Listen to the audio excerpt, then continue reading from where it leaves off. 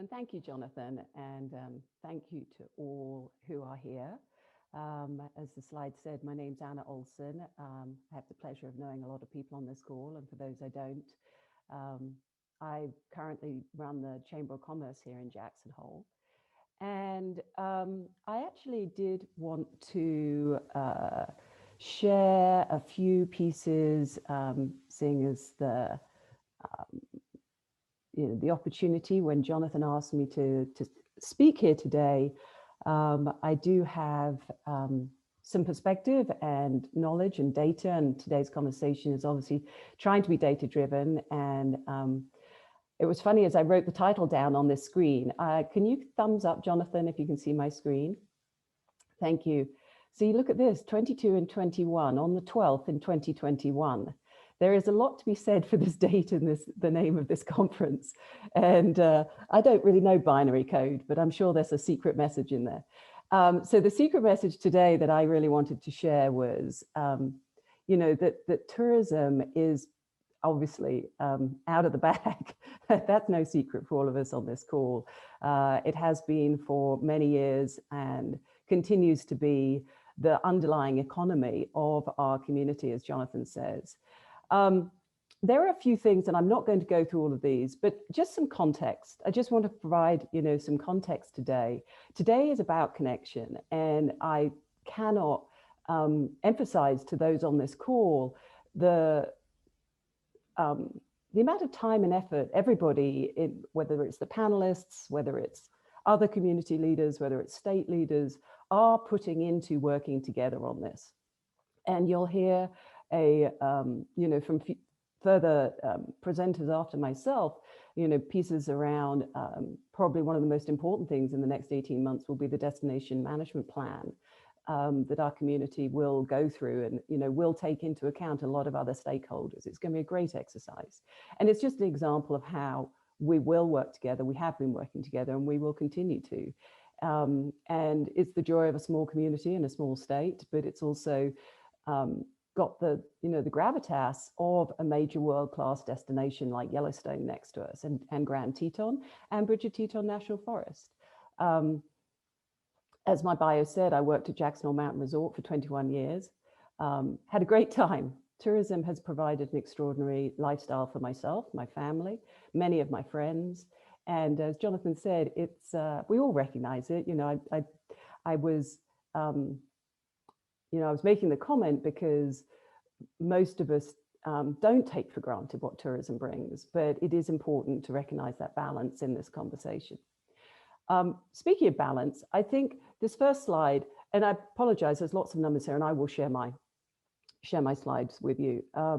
But the reality is, Wyoming sits in the northwest corner of this state called Wyoming. And I sit on the Wyoming Office of Tourism board, and last year was not good for Wyoming tourism.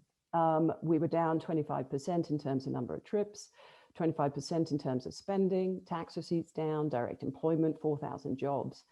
And I share this because although the conversation is clearly, about this region, we are connected to a greater economy, and that's the state of Wyoming's economy.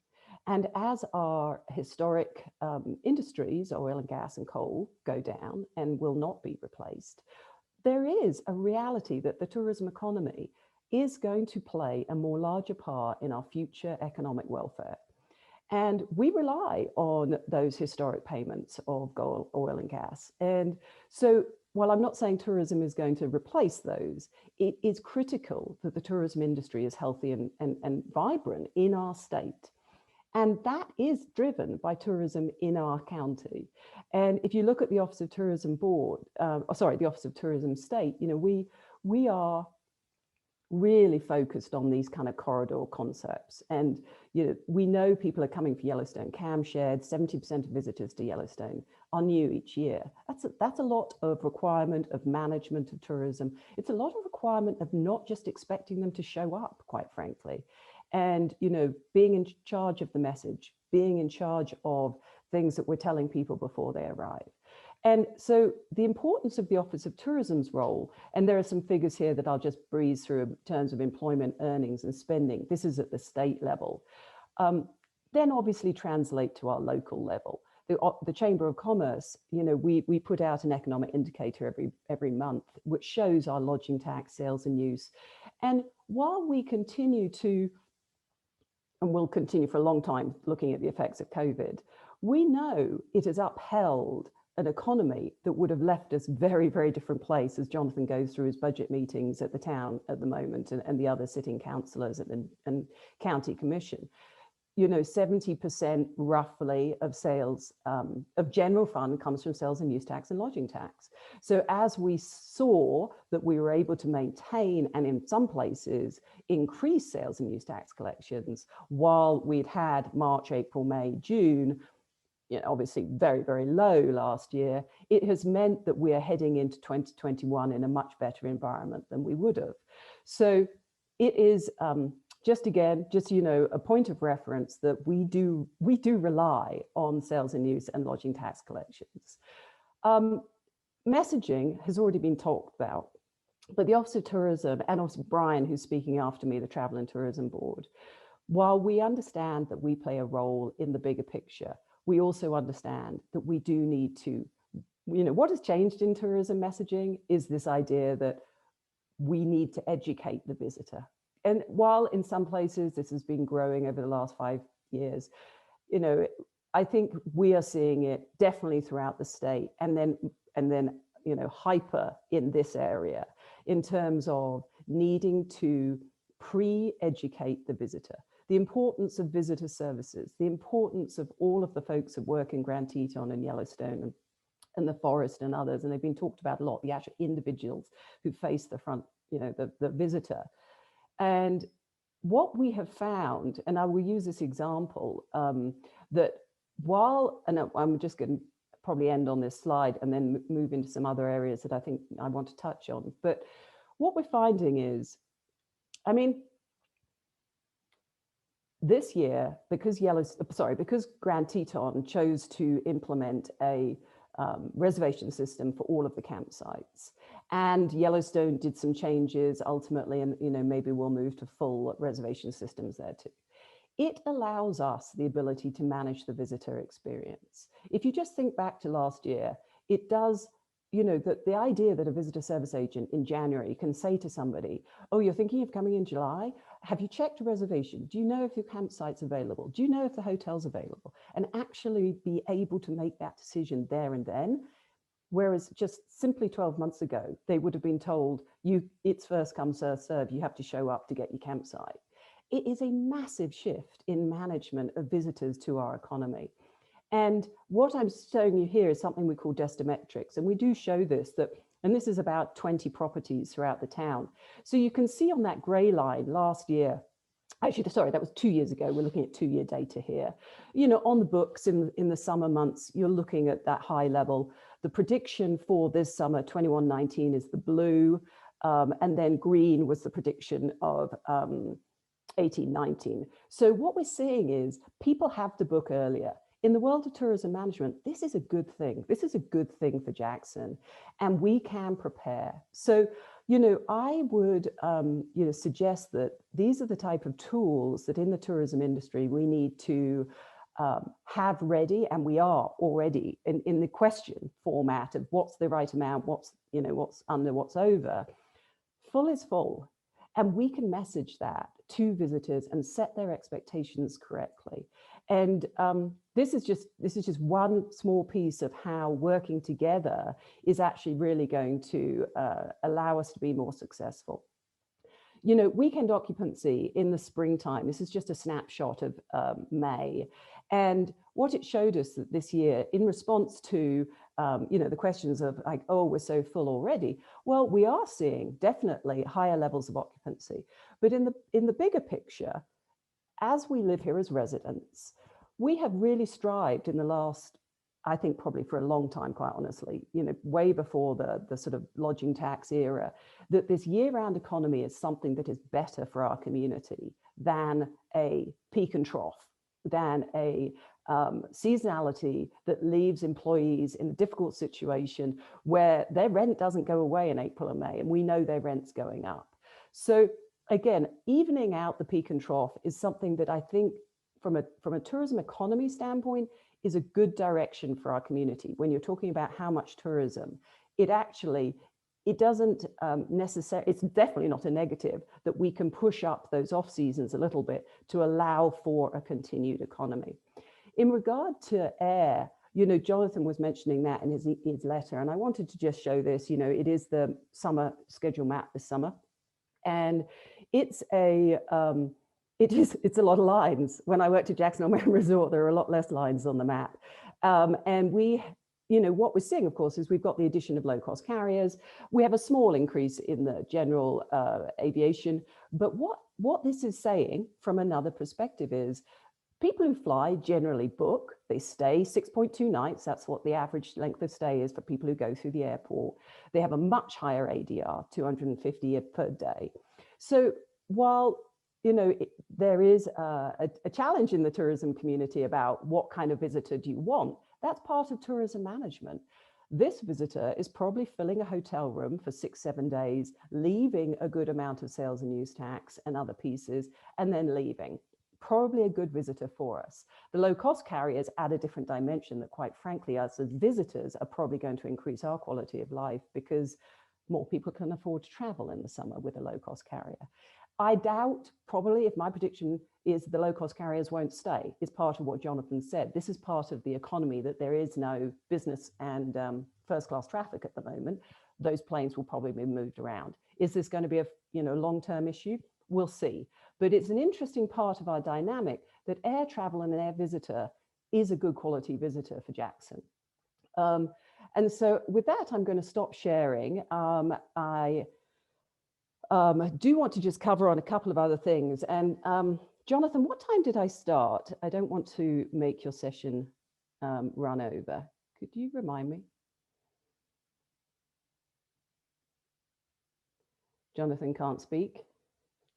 Okay, right.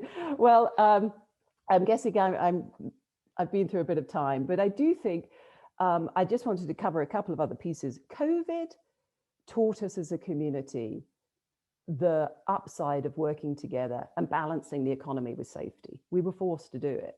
And it was a challenge, and we had the Economic Recovery Task Force. We had a bunch of businesses working together. It really did come together with sort of community solutions, working with county health, working with town and county. And I just, strongly have that experience in my bag and feel that the economy and the community goals, which, whether you want to define them by the comp plan, whether you want to define them by metrics, are very much in the wheelhouse of what the chamber and our membership, 900 mainly small businesses, also large businesses, see as their priority. The pillars of the chamber are sustainable economy, advancing community excellence. And we just had a great conversation internally with our board of 17, similarly to Jonathan's question. Defining advancing community is so much tied to this tourism economy. What's the right balance and the right level? And, what the work that we need to do in housing, workforce housing, and it's something that we can do together. And I don't mean to, just make it sound Pollyanna-ish. There are some solutions. There are some practical public-private, working together. We will not house everybody. We know we have 30% commuting right now. We'll probably continue that number. Transportation, it's already been touched on by Chip. The ITP and the transportation plan. There is an extremely just robust transportation coalition with everybody, all of the important sort of and individuals involved in how can we reduce emissions? What does transit in Teton County for the next 10, 15 years look like? These are important decisions and conversations that affect tourism. Visitor experience, we cannot lose that mix. And it's also been touched on by the previous speakers that a lot of them have been here for the first time. The surveys from Yellowstone from 2018, I believe it was, I don't mean to misquote you, 80, 90% on the visitor experience. We see the same at the airport and departing Jackson.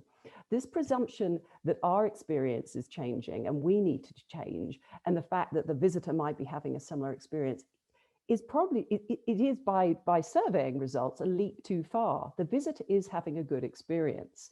So while we as a community have very much a role to play in affecting and trying to channel what does our quality of life look like going forward, and making tourism the solution to that, not the, not the problem, then that's how we will continue to approach it from the Chamber standpoint.